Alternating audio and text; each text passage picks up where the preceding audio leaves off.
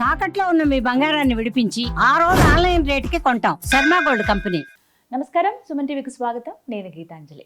2026వ సంవత్సరంలో ద్వాదశ రాశుల వారి జాతక ఫలితాలు ఏ విధంగా ఉండబోతున్నాయి తెలుసుకుందాం. వివరించేందుకు ప్రస్తుతం మనతో పాటు ఉన్నారు భారతీ శంకరపీఠం వ్యవస్థాపకులు, ప్రముఖ ఆధ్యాత్మికవేత్త బ్రహ్మశ్రీ అన్నవరపు తిరుపతిమూర్తి అవధాని గురువు గారు. వారితో మాట్లాడదాం.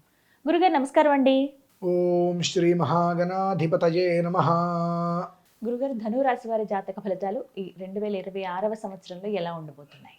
ధనస్సు షార్ప్ షూటర్ అంటారు, మరి ఏమంటారు తెలియదు వాళ్ళని. అంటే బాణం ఎక్కువ పెట్టారు అని అంటే గమ్యం చేరాల్సిందే. అంతటి చక్కటి మేధస్సు ఉంటుంది.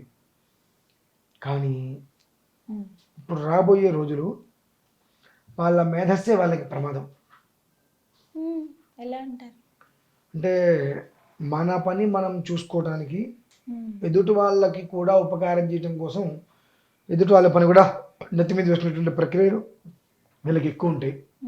అటువంటిది ఏదైనా ఉంటే ఇప్పుడు మానుకోవటం శ్రేయస్కరం కాదు. వాళ్ళ పని కూడా నేనే చేస్తాను అని అంటే చిన్న బబ్బులు చాలు మొత్తం నాశనం అవటానికి.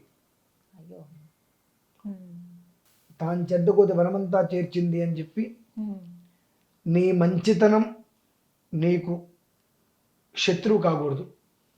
సమయం అయితే మాత్రం నీ మంచితనం నీకు శత్రువు అవడానికి సిద్ధంగా ఉంది.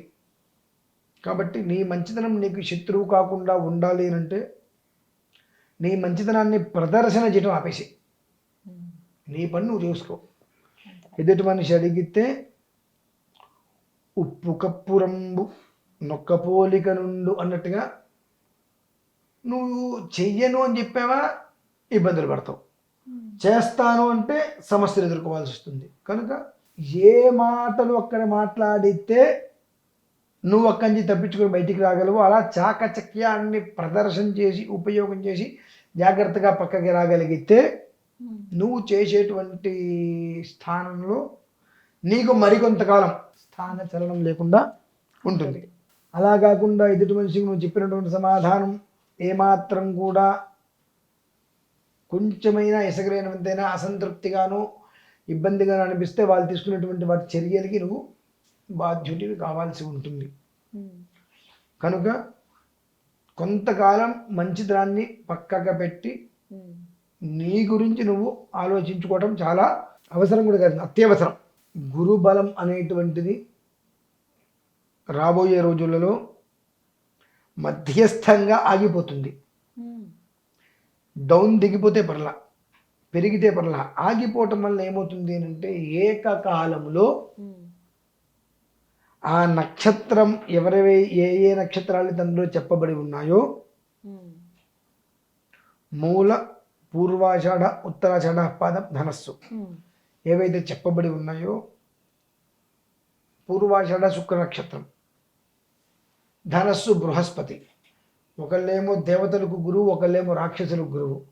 అమాంతం నీ మనస్సుని, నీ ఆలోచనని, నీ మైండ్ని గ్రైండర్ చేసి తిప్పినట్టు తిప్పేస్తారు. కాబట్టి నీకుండేటువంటి సద్బుద్ధి మొత్తం ఒక్కసారిగా దుర్బుద్ధిగా మారిపోతుంది. మనం కొంతమందిని వింటాం, యా పిల్లాడు నిజంగా చాలా మంచివాడు, ఎందుకు ఇలా చేశాడో తెలియట్లేదు, నిన్నటి వరకు బాగానే ఉన్నాడు, వాళ్ళు ఉన్నట్టుండి సూసైడ్ చేసుకున్నాడని కొన్ని రకరకాలుగా ఉంటాం. వీళ్ళు చేసేటువంటి ఎదుటి మనిషికి ఉపకారం వలన వీళ్ళకి రాబోయే కష్టం ఏ స్థాయిలో ఉంది అంటే ఆత్మార్పణం, అంటే సూసైడ్ చేసుకునేటువంటి స్థితి ఈ గ్రహ ప్రభావాలు, నక్షత్ర యోగాలను అనుసరించి తిరియంగుముఖం ఒక్కసారిగా అపనిందల్లాంటివి పాలయ్యి చేసినటువంటి మంచి మొత్తం మర్చిపోయి నీ మీద నింద వేయటం కోసం ఎదురు చూసే ప్రయత్నంలో సమాధానం చెప్పలేక, అవమానాన్ని భరించలేక, ఇది మనల్ని కాదు కదా అని చెప్పని వదిలేసుకుని ప్రశాంతంగా బ్రతకలేక తల్లిదండ్రులకి గర్భశోకం తీసుకొచ్చే స్థితి అండి. కర్మ ప్రారంభం. దీనికి ఎవరిని ఇప్పుడు రాబోయే రోజు ఎవరిని మనం తప్పటట్లా. కాకపోతే వీళ్ళ మంచితనం వీళ్ళ ప్రాణం మీదకి రాకూడదు అన్న చూశారండి. అది గుర్తుంచుకో. మొదట్లో మీకు చెప్పా, వీళ్ళ మంచితనము, వీళ్ళ ఆలోచన, వీళ్ళ మేధస్సే వీళ్ళకి ప్రమాదకరం అని చెప్పి. ఎలా అంటే పెళ్ళైన కొత్తల్లో ఆ అమ్మాయి ముందు నన్ను చూడు, నా అందం చూడు, నా గొప్పతనం చూడు అని చెప్పి నాకు వంట చేయడం వచ్చు, కాఫీ పెట్టడం వచ్చు, టీ పెట్టడం వచ్చు, నీకేం పర్లే బంగారం ఒకరు కూర్చో. ఈ 10 ఏళ్ళ తర్వాత ఈ బంగారం ఉంటుందండి? రాగి ముద్ద కూడా ఉండదు అక్కడ. 10 ఏళ్ళు సంవత్సరం తర్వాత రోజు ఇంట్లో నాకు అన్నీ వచ్చి అలవాటు చేశాడు. అమ్మ ఏం చేస్తుంది? అలవాటు చేసి వండి పెట్టమంటుంది. నన్ను వండి పెట్టమంటావా? మొదట్లో కొంతకాలం కొత్తగా పెళ్ళైంది ఈ ప్రపంచంలో వీడికి గాను. ఎవరికి పెళ్లి కాలే ప్రపంచంలో ఇప్పటివరకు. మొట్టమొదటి పెళ్ళైంది వాడికే కదా. కాబట్టి ఆ అమ్మాయిని పట్టుకొని ఎడ తిప్పుతాడు వా అమ్మ లోపల చిల్లులు పని చేసుకొని పైకి మాత్రం బ్రహ్మాండంగా కనిపిస్తూ నానా యాగి చేస్తాడు. నీకు ఏది వచ్చినప్పటికీ కూడా నువ్వు ఏది రానట్టుగా ఉంటే కొంతకాలం పాటు నిన్ను నువ్వు రక్షించుకోగలుగుతావు, నీ కుటుంబాన్ని రక్షించుకోగలుగుతావు, నీ భార్యని కూడా నువ్వు రక్షించుకోగలుగుతావు జాగ్రత్తగా. నువ్వన్నీ వచ్చిన ప్రదర్శన చేస్తే వంటింటిగా నేను చేసేస్తారు పరిమితం. అలాగే ఇప్పుడు జరిగేటువంటి పరిస్థితులలో తెలివి ఏ రకంగా ఉపయోగించాలి, ఎదుటి మనిషికి నువ్వు ఉపయోగపడేటువంటి దాని నుంచి ఏ రకంగా నువ్వు తప్పించుకోవచ్చు. నీ పని ఉంది, కంప్యూటర్ పని, నీ పని అయిపోయింది. నా పని కూడా నీకు అప్పచెప్పా మొహమాటం కోసం, చక్కగా చేసేసావు. నేను నా ఇష్టం వచ్చిన వ్యవహారం చేస్తున్నా.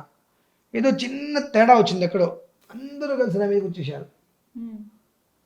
నేను మొత్తం చూసేశారు వాళ్ళు. మొత్తం దాన్ని ఏదో సవరిస్తుంటే చిన్న బౌల్ తేడా వచ్చింది. నా చేతి నుంచో వాళ్ళ చేతి నుంచో పడింది. కానీ అది మొత్తం దాని నెగిటివ్ ఇన్ఫెక్ట్ ఎవరు పడతాడు? మీరు పడుతున్నాడు. రకరకాల అవమానాలు. నీకు చేత కాదు, అది కాదు, ఇది కాదు. లేదు సార్, రోజు వాడి పని కూడా నేనే చేస్తాను సార్, వాళ్ళందరూ వెలు పెట్టారు సార్. అంటే ఒక మనిషిని బదనాన్ని చేయడం కోసం ఎంతైనా అవతరాలు తెగిస్తారు. కాబట్టి ఈ రోజులు మనవి కానప్పుడు తలకాయ ఉంచుకో, మౌనంగా ఉండు. నీకై రోజు వస్తుంది, వచ్చినప్పుడు నువ్వు ఎగిరి పంజా వేసుకొట్టు. నీ రోజు కానప్పుడు నేను పంజా ఎత్తుతాను అని అంటే కంప్యూటర్ మొత్తం గీతలు పడతాయి. దానికి కారణం నువ్వు అవుతావు. కాబట్టి నీ తెలివితేటలు నీ ప్రాణం మీదకి రాకుండా మార్గాంతరాలు అన్వేషించుకో. ఆంజనేయ స్వామి వారి ఆరాధన ఎంత కుదిరితే అంత చేసుకో. ప్రతిరోజు లేదంటే ఆంజనేయ స్వామి గుడిలోకి వెళ్ళి పొద్దున్నే 41 ప్రదక్షిణాలు మీ ఇంటి దగ్గర ఉంటే చూసుకో. మీ ఇంటి దగ్గర లేదు, ఆంజనేయ స్వామి ఫోటో కుర్చీలో పెట్టేసుకో, దీపారాధన చేయి. కుర్చీ చుట్టూతో కూడా 41 ప్రదక్షిణాలు చేయి. ఒక అరటిపండు నివేదన పెట్టు.